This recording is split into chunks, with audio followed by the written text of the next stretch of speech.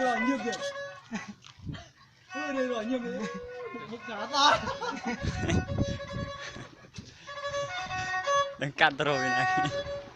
Là chui mình phải lắc là chui nó em no rồi. Lên lắc phải vô nào chưa cũng rồi nào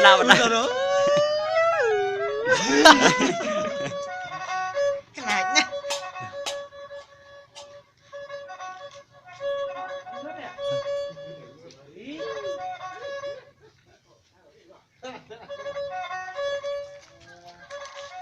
Ừ.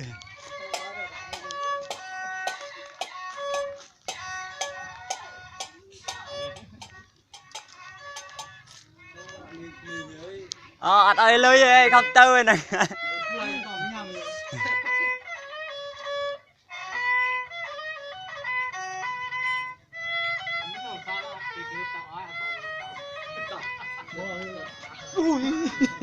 Này vậy.